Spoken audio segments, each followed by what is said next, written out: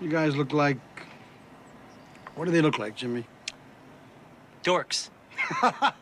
They look like a couple of dorks. Get those birds! They're coming to get you, Barbara. What? Are you kidding? We got some family here. Can you dig it? Can you dig it? Can you dig it? You are listening to the In the Mouth of Dorkness podcast. Here are Brad, Lisa, Brian, and Darren. Welcome to another edition of the It Modcast podcast. Joining us is Brian Young. God, I love being a turtle! The Turtle Dork. Hey, leave my damn toppings alone, man. And also joining us is Lisa Gullickson. Quick, suck it before the venom reaches my heart. Wife Dork. I used to sleep on a lamb's wool beanbag next to an electric space heater. That's my territory. I'm an indoor dog. And Brad Gullickson. And for gosh sake, watch your language. That's not going away anytime soon. Mouth Dork.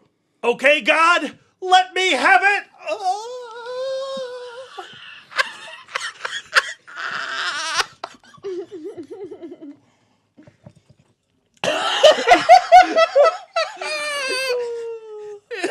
And I'm your host, Darren Smith. Warm. Warmer. Disco. The Disco Dork. This face, it's put together well. Beauty, it's a burden. And welcome to the It Modcast podcast. Yay! Oh, man, that's why we should be having this on YouTube in visual format and not just audio. Oh, man. You all missed my O face. I didn't think you were going to do like the, I'm not talking about it in my Week of Dork. Maybe Darren is, but we just saw Real Genius over at the Alamo Winchester as part of the build-up to Ready Player One. Mm-hmm. And if you have not seen that film in a while, do yourself a favor, watch that movie. It's great. When people talk about, oh man, like certain movies, they just don't make them like that anymore, and 80s movies, this is one of them that they're talking about.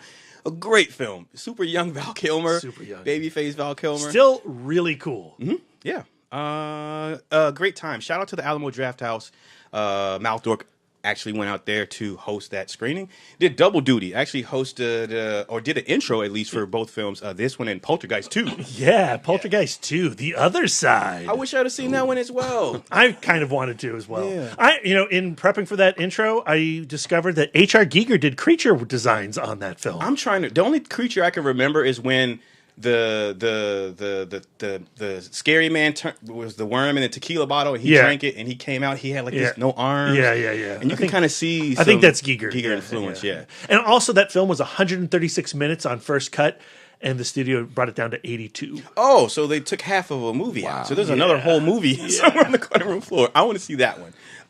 Brian, yes, the Turtle Dork. What's going on? How was your week in Dork? Here's the thing, listeners. You probably think, oh man, the dorks probably hang out all the time and talk to each other, and then they get on the mic and then they record these conversations like they haven't spoken to each other in forever. But here's the thing. I literally haven't spoken to Brian since like last week. So I don't know what he did in this week in Dork. Maybe you went to the movies?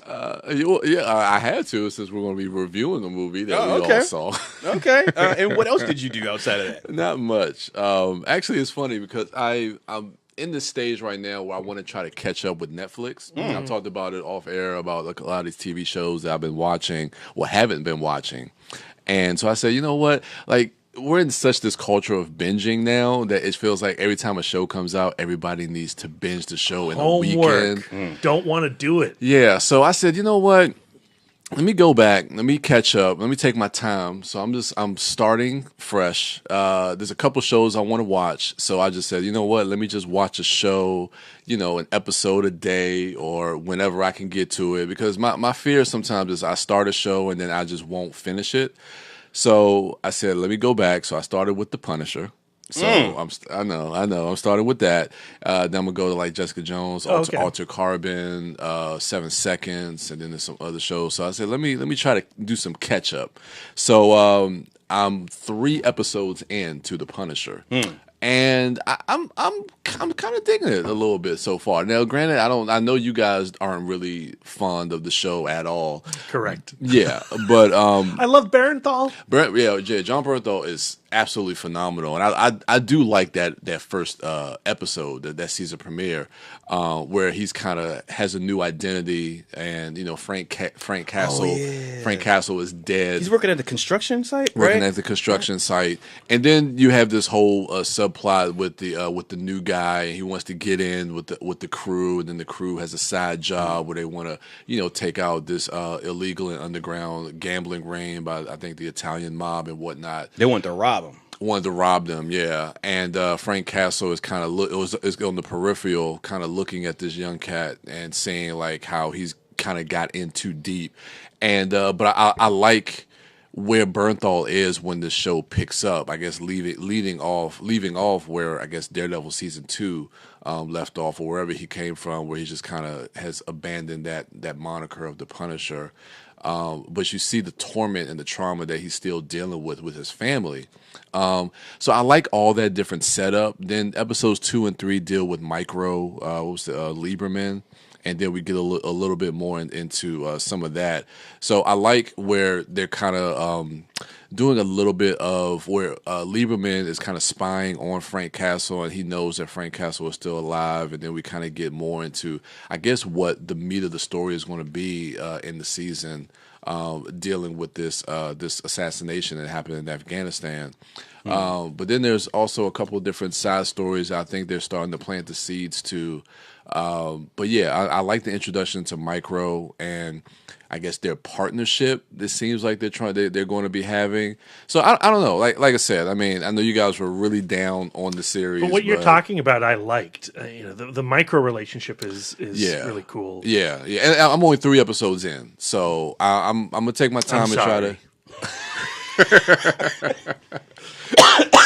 But I mean, I like a little bit of like some of the backstory. Episode 3 was Kandahar, so we get like when him and Micro are talk, where he has him like locked up, and he has to do like the little eye scan to keep the everything from going off, and then he tells his backstory about him, what happened in Kandahar, and then with his Billy Russo, the guy that he was with over there. That's right. And it didn't like a lot. Has Frank met him in the present yet, Billy Russo? No. Okay. No. Okay. He's had a conversation with Medina, the investigating officer whose partner was killed over in Afghanistan. But that's right. Yeah, that's right. That character Medina. Okay. Yeah. So I don't know. It's that Kandahar episode, just looking back on some of his military, some of his missions that he went over there. Bernthal, man, that dude. So good. He's an intense actor. He can be very intense. Man.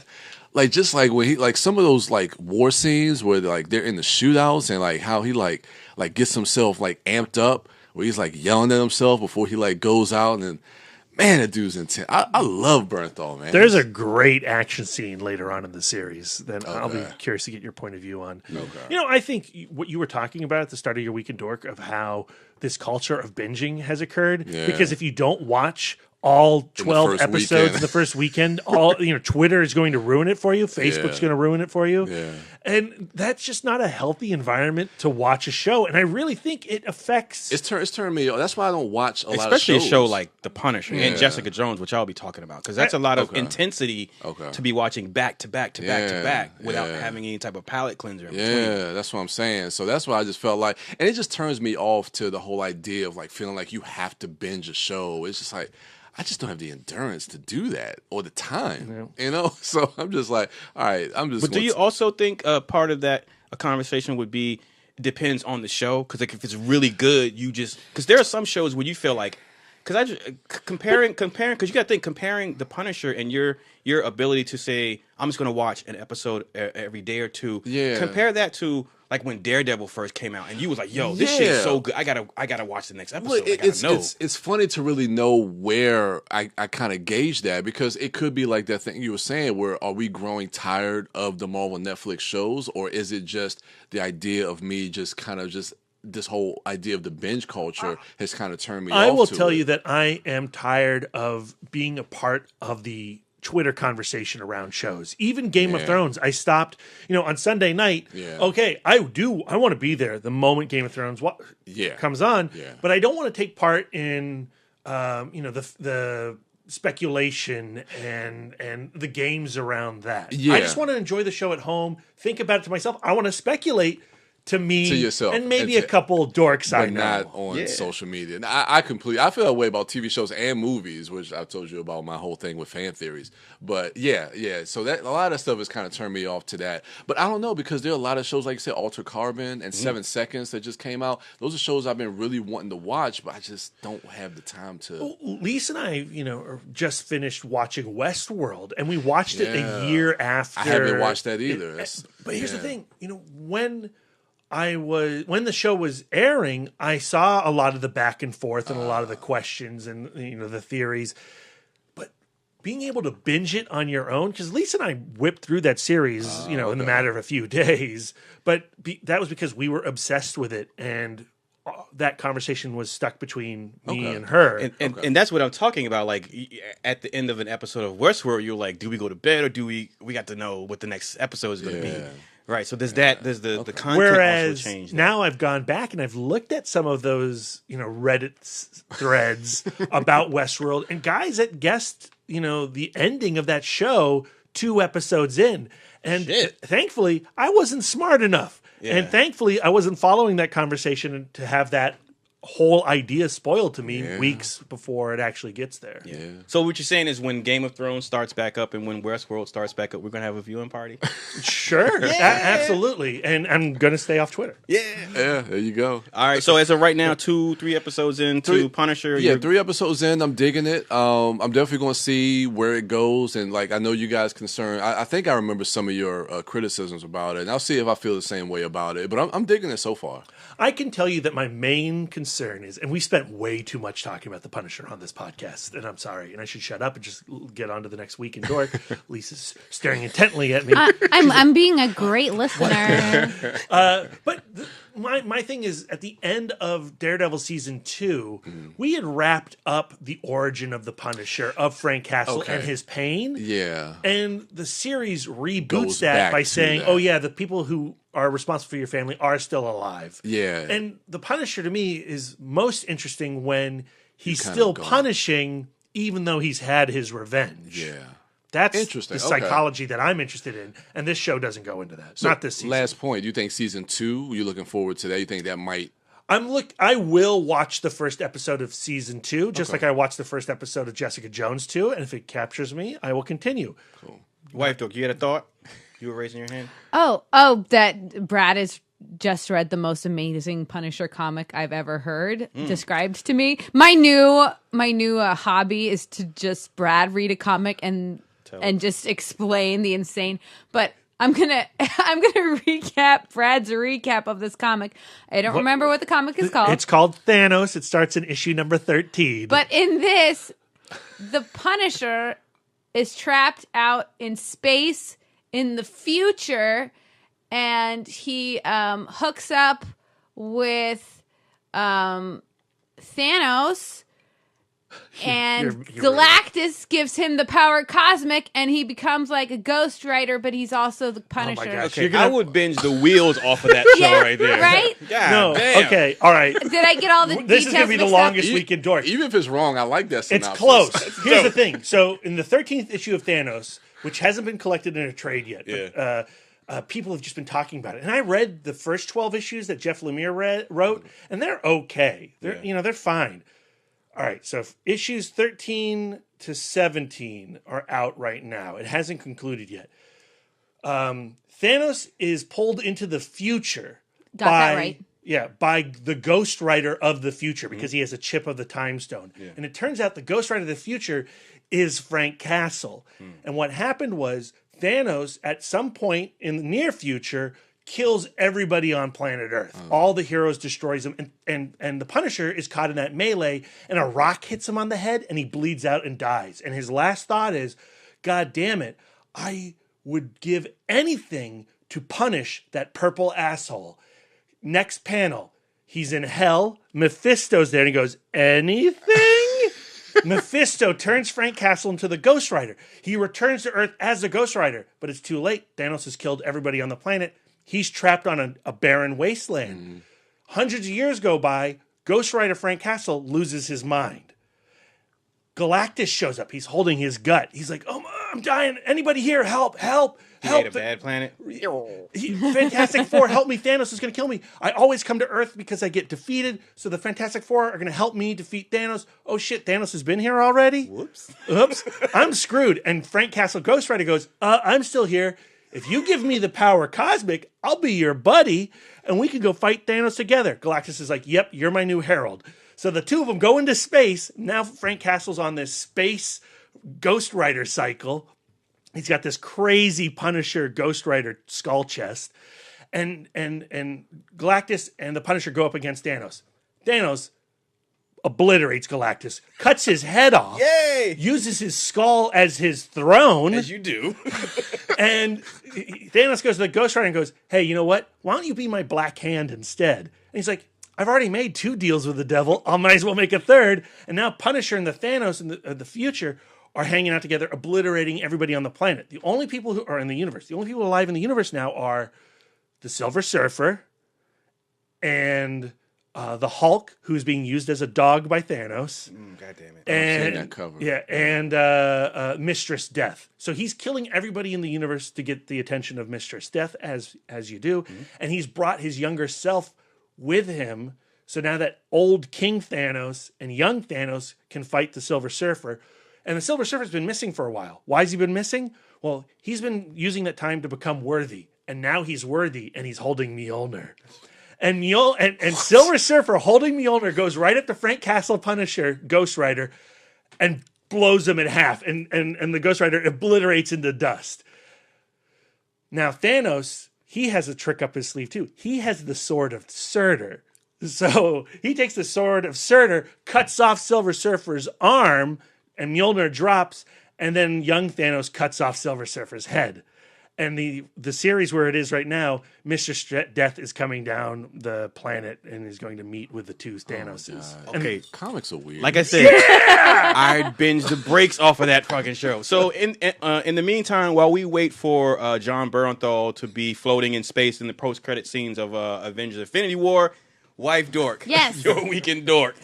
My week in Dork was pretty great, and I got to see one of my most anticipated films of 2018. Yes. I got to see Isle of Dogs. Yes, and it was the most amazing movie ever. It was so wonderful. Yeah. Okay. As the opening, like the film opens with the credits in both Japanese and English, with the taiko drummers on the black background, like taiko drumming their hearts out, but they're like little clay people. I was just like, this is the best.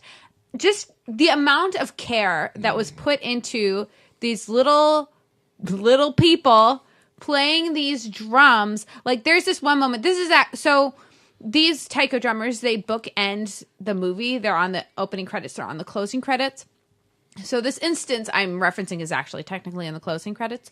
But there's one moment where the one of the drummers is preparing to play a wood block, and you see him looking at the main drummer and bobbing his head, keeping time. It's like, it's clear that like these taiko drummers were videotaped playing this, and they just recreated it in clay in this style that, like, just from the trailers, I was totally engaged with. So sweet, so delicate, at times so ugly, but like so composed, so perfectly composed. I'm a huge Wes Anderson fan. Yeah.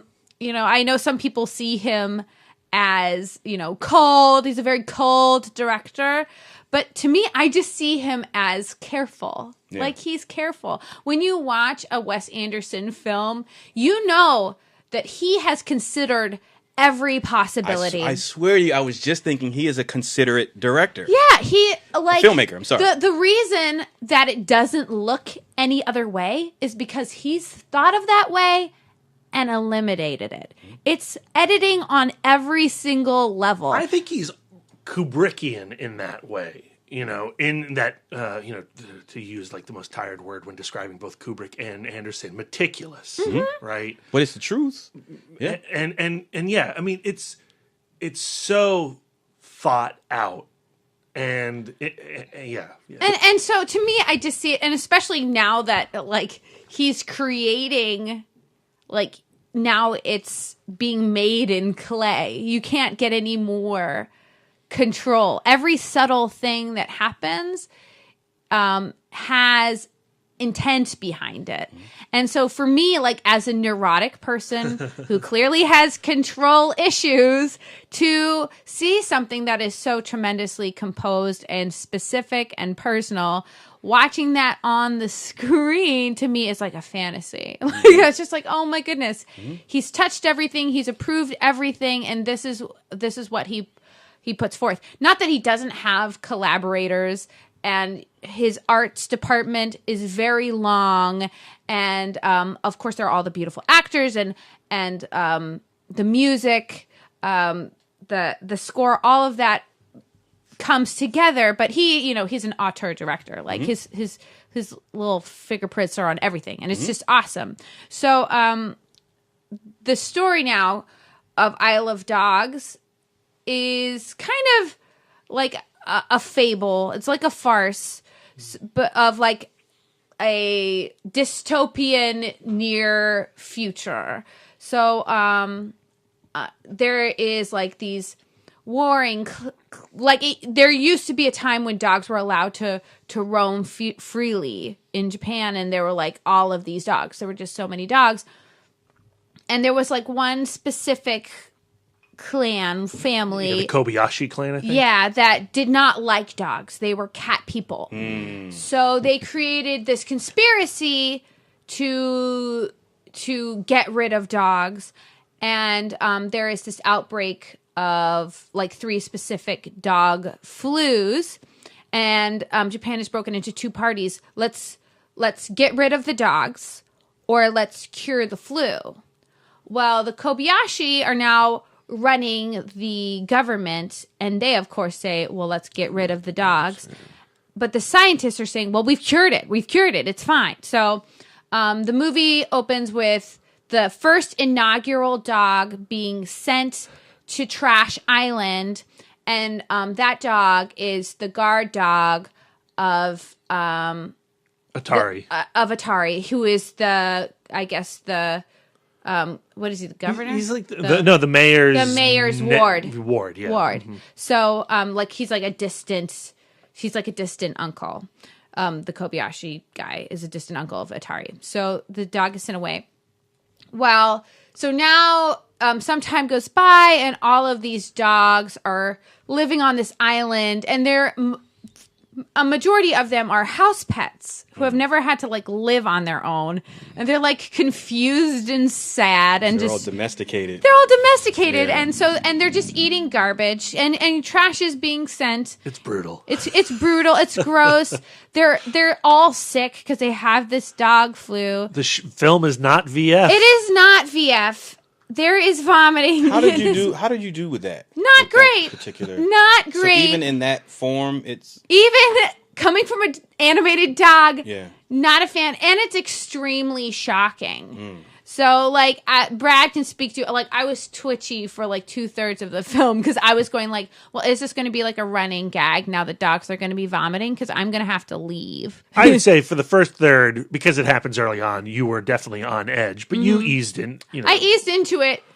Now, I had a horrible next day, and I feel like this was like a catalyst of like having a lot of anxiety the very next day. We don't have to get into personal stuff, but like major panic attack over other stuff. At least your rewatch of Isle of Dogs now is going to be much better. Yeah. And I can close my eyes and I know when it happens. But anyway, to get off of that, emetophobia. It's not fun. You can Google it if you're a first time listener. Yay! Welcome. Yay! A new listener.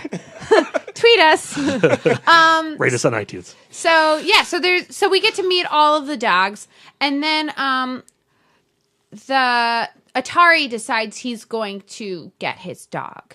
So he gets like a little plane, and he flies, and he crashes his plane onto this island, and he teams up with the dogs to find his dog Spots. Yeah. Okay, so that's what this story is about. Now, some of the so there's a language barrier between the dogs and the kid because the dogs speak dog. They're barking. They speak dog, but they're being translated into English. Okay, and then the kid speaks Japanese. So there's a lot of like miscommunication, but really the important message is even though they don't speak the same language, they have this common goal of let's get reunited. You know, a boy should be with his dog and a dog should be with his family, you know. And so they have this because they're all feeling that loss. Yeah, they absolutely. all miss their family. Masters and then there's one dog named Chief, who is a stray, and he's never been part of a family, and he kind of scoffs at it, and he's the puker, by the way. So Bryan gross. Cranston, what a puker. So like there's a part of like he has a lot of boundaries, like he doesn't. He bites, like, and he doesn't know. He just feels like that's part of his essential being, that he's scared, and so he bites. And so there's a lot of like tearing down those emotional barriers that he has, and that's essentially what the story is about. Like what I really love, aside from I think that that's just like a beautiful message that we should all love each other unconditionally despite our barriers. Like we should love other people the way that dog people love dogs, or the way that cat people love cats. We should look at other human beings and go, a person. I love people. And that's how we should all approach each other. I really think that that's the message of the film. I love his balance of the twee with the disgusting. Like, because Wes Anderson can be seen as a, like, you know, things can be very cute. They're little fluffy dogs, and they're cute, but they've been through some shit. They've seen stuff, and literally, yeah. So Wes Anderson, like, and we've seen that ugly side of Wes Anderson before, and it's always so shocking. But it never comes across. Wes Anderson, when those moments come, those elements are in his stories or in his characters, it never comes across as mean spirited.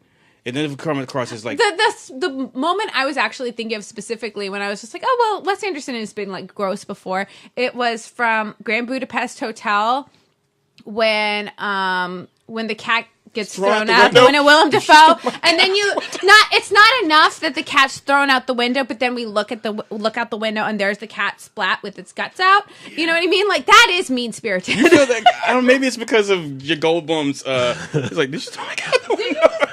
Maybe that diffuses it a little for me. But like Willem Dafoe, that character was a bad character.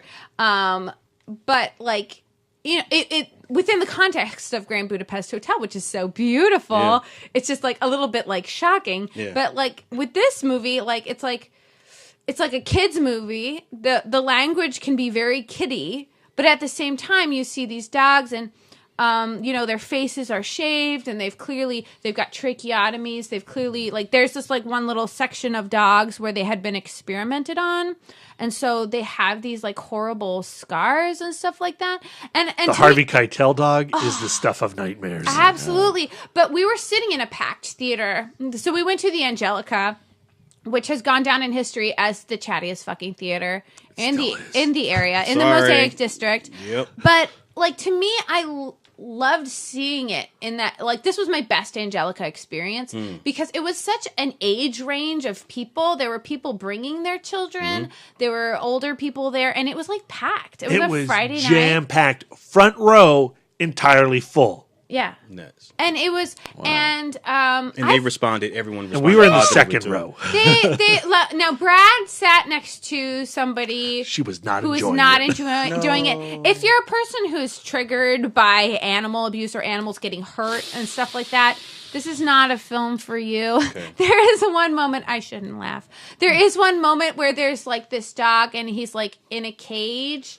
And, you know, and he can't get out of the cage, and we just kind of forget about that dog for a little bit, and then we come back, and that dog is Bones. You know, like, that's sad. And not at all funny. But funny. It's just like a little funny image, like all this cute little Bones in there. Like, so if that's like your trigger, but like, what I found interesting was that the kids in the audience were loving it. They were enjoying it so much, despite, like, there's lots of, like, you know, blood and sneezing, and there is a beautiful surgery scene. I do not want to spoil it, but it is the most Wes Anderson-y surgery scene, and so beautiful. It's gorgeous. And like the kids are just like, they're just into the movie. I think that presented in a specific way, kids can take anything, like, and I'm not like an advocate to like going like, okay, let's family trip, let's all see Texas Chainsaw Massacre. You should. The movie I was thinking of was that Tom Cruise movie with Eyes Wide Shut. Yeah, Eyes Wide Shut. Boom. Every kid should see Eyes Wide Shut. You said Wes I know. It's right. Now it's on my. Okay, so I highly recommend I Love Dogs. Okay. Brad saw it with me. He loved it. I loved it. I would love to know you guys' thoughts on C it. and I are going Tuesday. We would have went last night. I got home a little late, but obviously it's something that we're both excited about. Her, as I told you, she's a huge fan of Fantastic Mr. Fox now. My question is, so for anyone who is familiar with Wes Anderson and or a fan of Fantastic Mr. Fox, I'm pretty sure at some point somewhere in their mind it's going to come up like, how does this compare? Well, not even compare, but how does this feel next to that? I love Fantastic Mr. Fox. Yes, as you do. I think that Fantastic Mr. Fox is a genius film. I'm also a huge Roald Dahl fan. I've only seen I Love Dogs once. Aesthetically, say it, Lisa. Aesthetically, I Love Dogs is just so beautiful. It's so much more cinematic. There's so much more going on. You get such a sense of space. They really travel, like in Fantastic Mr. Fox, they're really, they're inside the house or they're like on the farm. But other than that, they're just kind of, and there's just like a lot of sky. Like I love with, stop motion animation. I love detail, like all of the beautiful bricks of trash. But the camera work also, he has stepped up his game with Isle of Dogs. Positively. And like, I love the story so much. I think I might like I Love Dogs better. Yeah. I just might. And I love Fantastic Mr. Fox. And that's the thing, like, you've only seen Isle of Dogs once, so if after you've lived with it, you're going to love it even more, I right? hope so. Yeah. I hope so. I love to love things. Yeah. But, and I've done Fantastic Mr. Fox cosplay. There are the embarrassing photos to prove it. Is there an Isle of Dogs cosplay? Oh, I don't know how that would be done. But I highly recommend this movie. I think that it's a movie that a lot of people are going to talk about. I know that Wes Anderson is kind of a specific kind of taste, but I really think he outdid himself with this movie. Yeah. All right. Thank you for that, Lisa. Both C and I are excited to see that film. B, how was your week in D? I mean, it was great. Your week in D? My week in D was great, as always. I feel like I've already had it with my Thanos comic rundown. And I feel like I should probably just let you take over, Darren, because I know we're going long right now. But I won't, because I'm selfish. Yeah. I've had a great week. I've read a lot of awesome comics. I've watched a lot of awesome movies in theater and at home. I just rewatched Neverending Story. Oh my God, that movie is so good. It's amazing you're cramming all that stuff in along with your rewatch, your revisit of the MCU. Right. Yeah, I've been doing a lot. But what I wanted to talk about is something weird that happened this week. Something weird, something frustrating, something that was like all consuming from pretty much Wednesday through Friday in my life. And as you may or may not know, I've been writing news stories for Film School Rejects. Little 500-word pieces about, I don't know, what's the Deadpool 2 trailer comes out. I write 500 words on that. Stellan Skarsgård and Emily Watson get cast in some new movie. I write 500 words on that. It's an interesting type of exercise. And I've only been doing it for a month. Well, after a month, I've written something that... from my point of view, set my Twitter stream ablaze. I received a lot of animosity for a piece that I did, a trailer reaction, which is, I should have known, I should just leave that shit to the Turtle Dork. You've been doing it longer than a month, Brad. You can't just one day decide you don't you're roll going to be out of bed and be Brian. Yeah. I don't write articles. So, the Under the Silver Lake trailer dropped. It's the new Andrew Garfield, Riley Keough, neo-noir. She's in it? Yeah, and it's directed by the guy who did It Follows, David Robert Mitchell. And I watched that trailer and I had a thought. And, sometimes you have a thought and it should be a whole essay. And maybe that's the case here. And maybe it was unfair to attach this thought to the trailer. But because it sprung forth from the trailer, that's what I decided to write about. And again, it's only 500 words. And if you could bear with me, I'd like to read it because the article has since been deleted because it caused so much furor online. One Perfect Shot and Film School Rejects was just like, yeah, we need to remove ourselves from this conversation. So sorry, Brad, we're deleting it. And I didn't write this in, Word. I wrote it directly into WordPress and I didn't have a copy of it. So I got notification that they were going to delete it. And just before they deleted it, like within 30 seconds, I hit print on the internet and it printed out the internet page. So this right here is my only copy of this article. And now I'm going to read it into this microphone. Yeah. And I thought we could just talk about it. And I'm not going to read the title because I think that's where the furor really came from. I just want to read the body first. So let me get into my audiobook voice. All right. Yeah. Is there a more adored genre amongst filmmakers than film noir? The works of John Huston, Fritz Lang, and Orson Welles sunk their claws into USC brains a long time ago. Anyone who has lost themselves to that era of cinema totally understands why. The long shadows and leggy femme fatales are nearly impossible to shake once they've cast their spell over you. It's a beautiful, boozy high.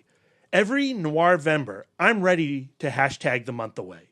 It's what movie maniacs do. Film noir is intoxicating, but despite how hard we may try to revive its seductive charms, it's a genre steeped in a time and place. Maybe we should just leave it there. I present the latest from David Robert Mitchell of It Follows as evidence for this suggestion. Under the Silver Lake is a neo-noir nipping on the heels of Inherent Vice, stars Andrew Garfield, who meets Riley Keough splashing around in the pool of their apartment complex. After she seemingly vanishes off the face of the earth, Garfield goes full Sam Spade. I've learned to put my faith in A24. Rarely have they steered me down a dark path without redemption. Mitchell's clever unwinding of the slasher film with It Follows resulted in an incredibly entertaining ride. That alone will get me in the door. My ticket was purchased before I pressed play on this trailer. Stumbling into the Los Angeles underworld, Garfield is the perfect modern male trapped in an adored yet ancient film category. It's easy to imagine his puppy dog tail tripping him up while navigating skeptical detectives and mob goon heavies. Garfield is certainly a lot less doped up than Joaquin Phoenix stoner P.I. in Inherent Vice, but the two share a bumbling stature that underscores how out of their element they truly are. Basically, they're the perfect saps for a film noir plot. Is that the noir hero we need in 2018, though? We've already seen Jack Nicholson in Chinatown, Gene Hackman in Night Moves, William Hurt in Body Heat, Joseph Gordon-Levitt in Brick, and Jason Statham in Crank's Parts 1 and 2. Whoa. Walk in Humphrey Bogart's footsteps. I got to talk about Crank 2. Oh, okay. That's a neon noir. Yes. Yeah. Why do we continually focus our attention on the chumps of the genre? They're idiots. And if I could steal a line from a classic noir, I wouldn't give them the skin off a grape. I'm ready to put the femme fatales on the pedestal that they deserve. Let's champion the women who put the wool over the dolts' eyes. Barbara Stanwyck, Mary Astor, Gloria Graham, and Weeder Hayworth were the real rock stars of the genre. Put Andrew Garfield in the shadows and bring Riley Keough into the well-positioned lamplight. Maybe that's what Mitchell has in store for us. It Follows flipped the script on the final girl trope. Perhaps he means to do the same thing for the film noir genre with Under the Silver Lake. This trailer doesn't make it look revolutionary, though. Instead, what I see is another film in love with other films. The snake is eating its own tail, and I would think it's stuffed on imitation already. Period. Full stop. That's the article. So the idea being, I love all those neo-noirs that I list, and I love Inherent Vice. Because it's great. Yeah, and I love The Long Goodbye. But the noir male hero is someone we've seen over and over and over again because the white male directors who make these movies love those stories and want to replicate it. And I just thought maybe it's time to really make the femme fatale the lead, and that's what I want to see. I want to see a noir from the femme fatale's point of view. Okay, so I didn't think that article was that egregious. Now, where the trick is, my original title for the article was Under the Silver Lake Plumbs the Depths of Film Noir. I guess it wasn't catchy enough. It wasn't harsh enough. My editor said, we need those clicks. And with like these news articles, really what they're about is bringing people's eyes to the website. Mm-hmm. And they wanted a harsher, more severe title. They retitled it. This is not my title, but the title that they gave was Under the Silver Lake Trailer, It's Time to Lay Film Noir to Rest. So you tweet out that title on One Perfect Shot, a website that celebrates all genre, all kinds of filmmaking. And what people see is this celebratory website saying, fuck you to the most celebrated film genre on the planet. So is that on them or you? Well, I'll let you be the judge of that, Brian. And what happened was a shitstorm occurred. And, I've had people online say terrible things about me for dumb opinions I've had in the past. It's all, like when I put out the Age of Ultron article 2 weeks ago, I got a lot of response on that telling me I'm an idiot because Age of Ultron's garbage. They're all wrong. Listen to our MCU ReviewCast to know why. But what was interesting with this is film Twitter, sites like Slash Film and Birth Movies Death, some of their writers quote tweeted this article and said, what's next, One Perfect Shot? You're going to say that Westerns should die?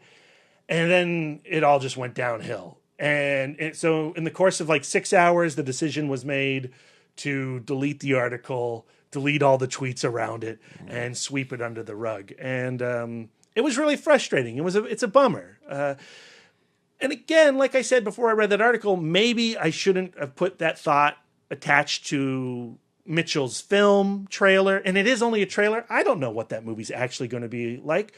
I probably shouldn't even, say things like that until I've watched the film and responded to the film. I do believe that's true. And I probably wouldn't write an article quite this way again, based off of a trailer.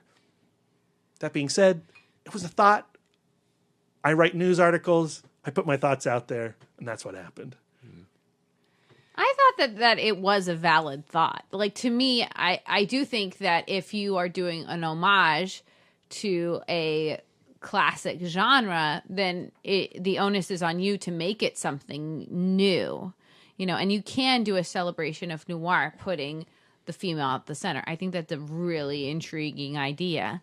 And I feel like if the title, because neither your title nor the title that the article ended up with highlighted the fact that maybe it's time that women be celebrated, the women of noir be celebrated.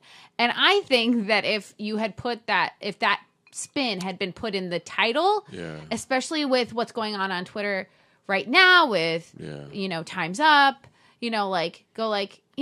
Time's Up for these male-centric dopey dudes to be at the center of the film, so to me, I think that it's a shame because even if it's not necessarily in this context of a trailer that we should be having this conversation, I do think it's an intriguing conversation to have. Thank you, my wife. I think that point gets lost.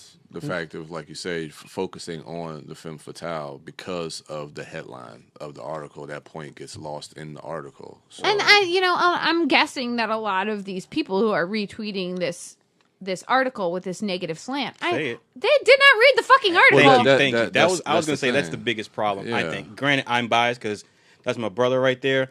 But at the same time, that's the Twitter culture. People reacting to a headline instead of reading the content of the article, because regardless of which headline was posted, if you read that article, then it becomes clear that in nowhere in that article does Brad say or express the belief that that genre needs to die.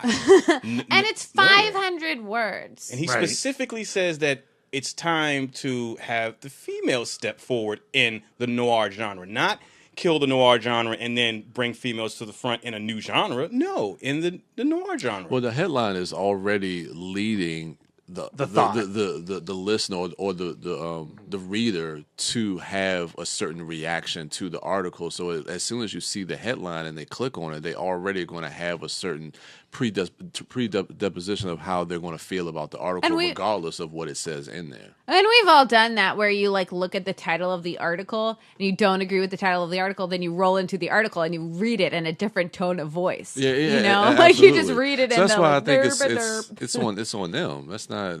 Why did they choose that headline? Because they want the clicks. They want the clicks. It's a brutal world. You know. To me, I just think that they took a gamble with that title, and and they never I don't think that the onus falls on you that was pulled, because it's not like it's not like they didn't post the article. You don't have the ability to post your own article at this stage in time. You know what I mean? There are levels of approval before you roll something out. So I mean, I think with news, the turnover is tremendous. I mean, Brad's writing, 2-3 articles a day on top of his regular feature writing, and the turnover is important. And for all of these to be infused with an idea, the turnover is important. But I think that, I don't know. It was a fascinating experience, and I'm happy that I can talk about it at all, frankly, on this podcast on Sunday, because if you had talked to me on Thursday, I was having a real bad day. He was mad. I have not been that angry in quite some time. And, it's just interesting. I guess what I'm ultimately pleading is, and I have to say this to myself too, when you see a tweet, click on it, read the content before you respond. Or don't say anything. Like if you see somebody on the internet saying something shitty, don't use that as your soapbox. I mean, yeah. I mean, it depends. I mean, I've certainly responded to, I've responded to our president. I barely ever tweet, so I should not be talking about how you behave on social media. I guarantee if it was a different headline, you would have gotten a different reaction. Yeah. It's Well, I still say that that a great way to turn the neo-noir revolutionary now would be to take on the femme fatale's point of view. And you're not wrong. I think that sounds fascinating. Thank you for sharing that, B. You're welcome. For my week in Dork, I'm going to talk about. I'm actually going to that Brian brought up the Punisher and that discussion that he had with binging and things like that. It's funny because that kind of relates to my week in Dork. I spent the last week making a conscious effort to get through Jessica Jones season 2, and it was not.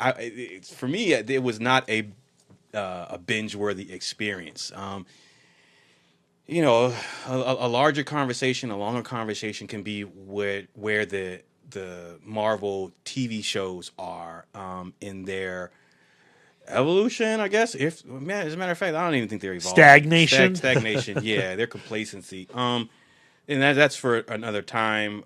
But I will say that, like I mentioned when you were talking about The Punisher, Brian, how that first season of Daredevil came out. It wasn't just you who said, "Oh man, I gotta watch." It was me too. Like I felt like, and we would brag about that. I watched all of Daredevil season 1 that Friday into Saturday. I'm done. I did it in one day. Right. And it was easy because at that time, I don't know if it was because it was a fresh or it was just something different, brand new.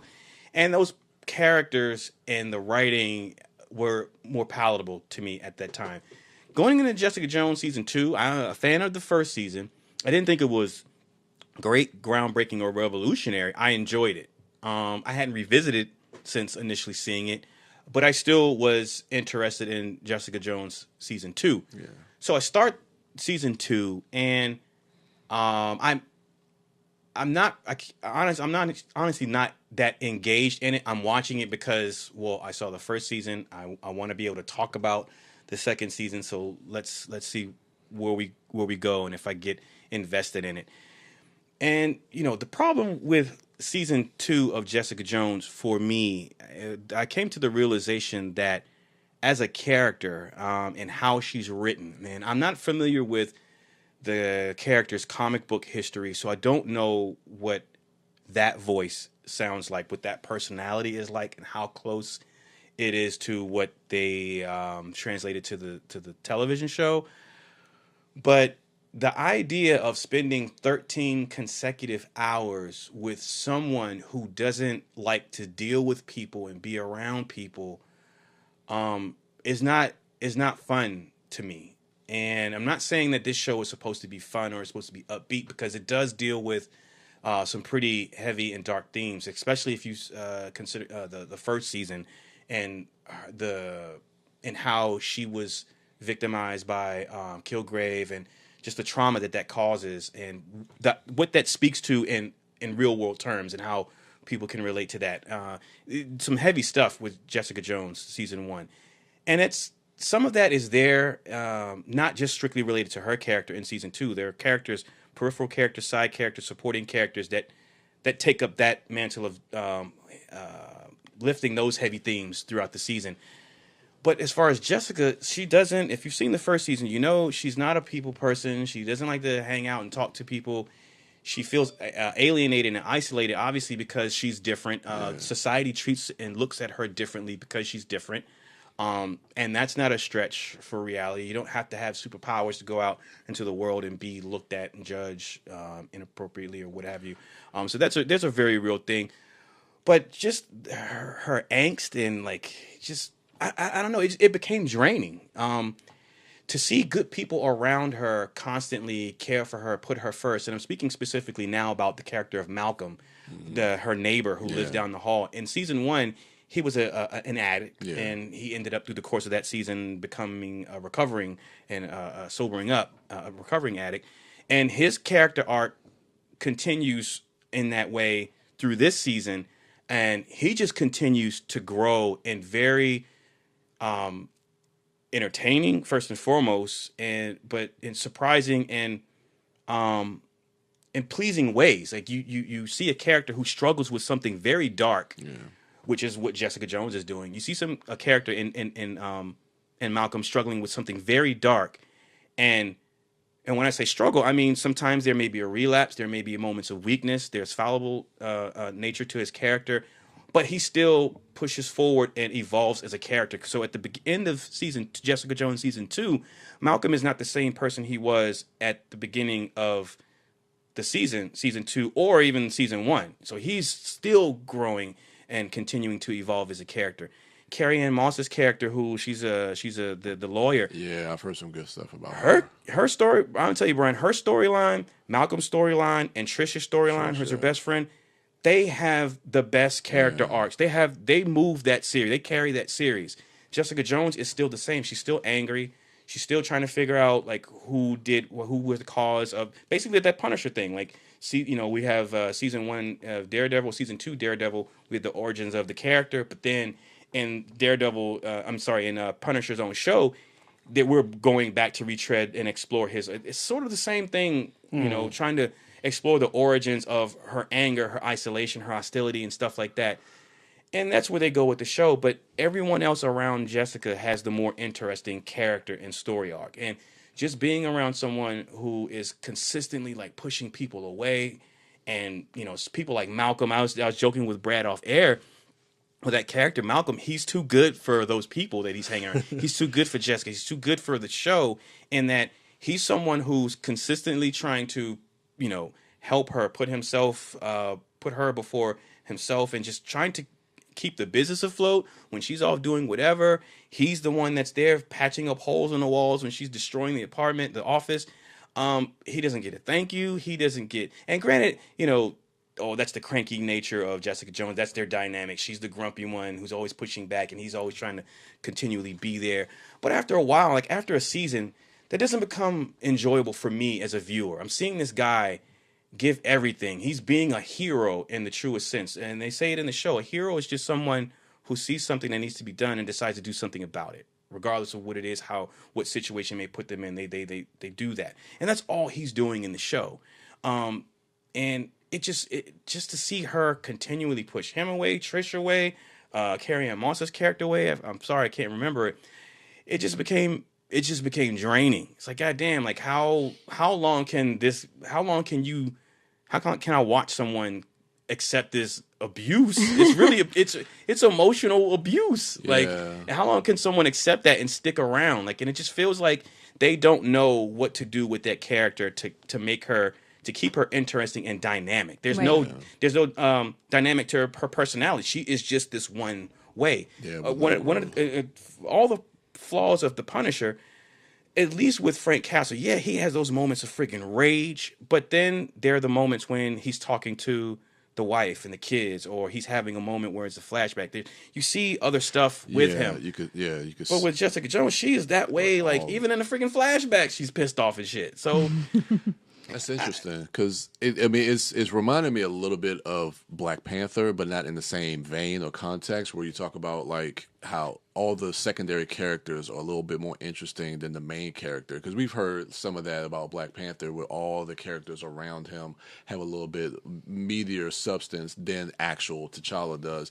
But I think that is to the point of, you want to build out the world of Wakanda. But with this, it feels like you're not trying to build out this world within Jessica Jones. This is her show, so you're right. She does need to have these arcs, and it's unfortunate. I mean, it's great that the secondary characters do have a lot more substance to them and these good arcs, but you need to have that for your main characters as well. I think it's really important. And granted, you do have it's a balancing act, because we'll have a show where the main character is great, but then everyone else is just either fodder, or they're just there to, lift the main character up or move the plot along. Well, these other characters, the supporting characters in Jessica Jones, they literally carry that show. There's times with Trisha's storyline, and I'm like, okay, where is this going? Why are you making that decision? Oh, crap. Oh, you're not doing it. That sucks. You're right, it sucks. Oh, wait, you are. Oh, my goodness. So you had that ebb and flow of, I'm not 2 steps ahead of that show. I'm not 2 steps ahead of Trisha's character. But with Jessica, I can tell you, in the next episode, I guarantee you, she's going to be pissed. She's not going to return Trisha's calls, and she's going to disrespect Malcolm. I guarantee you that's going to happen. Yeah. And so that's just, I don't know. Like, you finished the whole thing? Yeah. I finished the last episode right before we recorded, but I'm telling you, Darren was grumpy when he got here. Yeah, he really was. And it was a. I had to put the effort into doing that, and that just goes back to that thought I had of when we were talking about, like, with Daredevil, I didn't have to. It wasn't. I wanted to do it. Yeah, but I also think it's probably the character, like you said, the character of Jessica Jones. I mean, when Jessica Jones season 2, I think that was the second or third Netflix show after I think maybe with the Daredevil season 2, and I think we were still kind of like on that high. But even when we got to season 1, I was into seeing it. But like you say, as we got towards the end of that show, like, it was like Luke Cage, it was the character of Kilgrave, it was all these other peripheral characters that now looking back on in hindsight, I think is what made the first season, even dealing with a lot of those themes that you were talking about, I think made that show a lot better than just focusing on who Jessica Jones was as a character, because you're right, she is stagnant and there's no growth to her. I'm still interested to check it out, but I don't know. Yeah, it's just something about that character. And I will say this: the last shot of the season, there's a growth there. She's finally sitting down with someone and having a normal conversation, having a bowl of spaghetti, having dinner, like a family type dinner, and she's kind of smiling. She's working at it, and that's the last shot of the season. But like everything up to that point was the Jessica Jones that I don't want to be. So it almost feels like really abrupt when that happens. And it's probably not as satisfying if you don't. If it comes abrupt like that, it's probably not satisfying when you get to that moment. Yeah. And then you don't know what they're going to do with her next time we see her. Yeah. Are they going to continue that arc, or are they going to take her back to where she was before? Which I hope that's not the case, because here's the thing. And Brad, maybe you can attest to it. I think there is an interesting character in Jessica Jones. I love Jessica Jones in the comic books. Yeah, and am I wrong in assuming that she is a more dynamic character, personality? Absolutely. Okay. Now, if you go back to the original Alias series, the Jessica Jones in that comic that Brian Michael Bendis and Michael Gaydos created is very much the Jessica Jones that you see in the first season and the first episode of the second season, because I haven't watched it anymore. Yeah. But, through her relationship with not only Luke Cage, but the rest of the Marvel Universe, she grows now, and she never loses, her profanity and her bluntness, but she's not depressed or depressing. And that was just the biggest thing to me. Like, you got these people that you surround this character with all these great characters and supporting people, and you just have her continually push them away. That to me, I know that defines that part of her personality, but don't let that be all that there is to it. If you have her work with these people and allow them to come in and, okay, Malcolm, since you're here, I'm not going to fire you. How about you go do this? How about you help me with that? Like, for me, that makes a more interesting character, because what could the relationship that could be built with her accepting and allowing other people in, because as of right now, she has no relationship with anybody because she won't let anybody in. And that's boring when you have a show that doesn't want to spend a lot of money on special effects. So we're going to have people just be in a room talking, having a relationship. But this woman doesn't want to have a relationship. So there's no show for her. You know what I'm saying? Like, in that way. So I don't know. I hope Marvel finds their footing in the TV realm in the way that they did. And granted, the MCU took 10 years to get to where it is. So hopefully... Jeff Loeb is not Kevin Feige. Yeah. One cool thing I noticed up at the midway point, and this was probably put out, I want to say it was put out before the season aired or whatever, was I noticed that around episode 5 or 6, I stopped skipping the opening intro, and so I would be able to see directed by whomever. And it seems like, I think every episode was directed by a female. Yeah, it is. Which I appreciate that. Yeah. And I hope that, and I'm glad that show gives those women a platform to be creative and put content out there. And they do a good job. It's just the script and where they're that writing room or whoever are taking that character. I want to see them grow. So that's my week in Dork. When we come back from the break, we are going to do our review cast for last week's big release, and that was Pacific Rim Uprising. That was a sequel to Guillermo del Toro's Pacific Rim that starred Charlie Hunnam and Idris Elba and Rinko Kikuchi. Bang, bang! And Charlie Day, and had Ron Perlman in it. It's a good film. Check it out.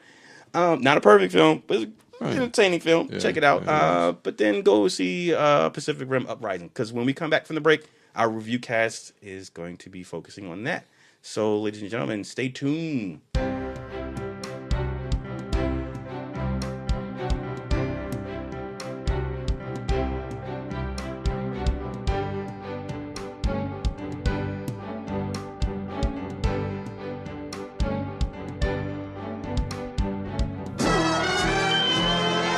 And welcome back, ladies and gentlemen. It is time for our review cast for Pacific Rim Uprising. Sprinkle fingers. Yay! Don't mess with my toppings, man. I'm kissing my sriracha right now. Yes. Nice.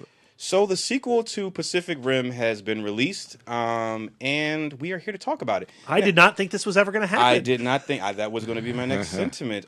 Because the first one, while an enjoyable film, was not as successful as they would like for it to have been in the box office. China saved the day, right? Yeah, internationally. That's the only reason we got this movie. Yeah. There's a lot of China in Pacific Rim Uprising, too. Yes. That makes sense. So, did you all, firstly, everyone's thoughts on the first film? Oh, the first film. I thoroughly enjoyed the first film. I thought Guillermo del Toro did a great job. Of course, we all know his love of monsters and kaiju and giant robots, and for him to be able to kind of make a love letter that to that genre, to like the old Godzilla films, and to really bring. I mean, I love like the neon colors and everything that he brings to that world. It has a great aesthetic to it. And I mean, the story is kind of very simple and straight and straight to the point. I wouldn't say a lot of great characterization in there, but again, it comes down to the actors: Idris Elba, I think Rinko Kikuchi, Charlie Hunnam. Whatever people say about Charlie Hunnam, I know people on the fence with him back and forth, but not you though. No. King Arthur, baby. There you go. You know me. You know me, Brad. But I especially rewatching Pacific Rim, I have a lot more fun with that film. Yeah, I really enjoy that film. All right, the story. What about you, Lisa? Did you enjoy it? Right, because Yeah, I liked it. I first one? like certain elements of it. I Yeah. like the spectacularness Yeah. of Pacific Rim 1. And I like the concepts. I love the idea of the mind melds with your partner so you can drive a kaiju. I love that. I loved Jaeger. Whatever. Then I love the this black market of kaiju parts. Yeah. So yeah, I did enjoy the first movie. But I'm ultimately a person when things go. I find action soporific. Yeah. I start to get a little bit snoozy when there are robots Yeah. fighting. Jaeger is fighting. So to me, I like a little bit more character, a little bit more comedy, if that's what's called for, a little bit more drama, if that's what it's called for, in my action flicks to Gotcha. keep me awake. Gotcha. But I did love the aesthetic of it. Okay, and Brad, it's no secret you're a Del Toro fan as well. I am, but I find Pacific Rim to be a lesser Del Toro. Okay. I agree with both Brian and Lisa. Aesthetically, it's gorgeous. Guillermo Navarro, the cinematographer, is he slays it in the first Pacific Rim. Yep. The thought I had coming out of Uprising, I said to you, Darren, was that the first Pacific Rim is Top Gun, and it has all the pros and cons of Top Gun. Yeah. And Pacific Rim Uprising is Iron Eagle, and it has all the pros and cons of Iron Wait, Eagle. Iron Eagle 1 or 2? I would say Iron Eagle 1, but there are elements of Iron Eagle 2 in Pacific Rim Uprising. Yeah. All right, ladies and gentlemen, do yourself a favor and check those films out if you haven't seen them. And I'm talking about Iron Eagle films. And he's talking to me. I have seen Top Gun. And I thought the first film was just, I echo each and every one of your sentiments. I thought it was fine. I do feel like it is a lesser Del Toro film. But as far as a kaiju versus Jaeger movie, I found it entertaining.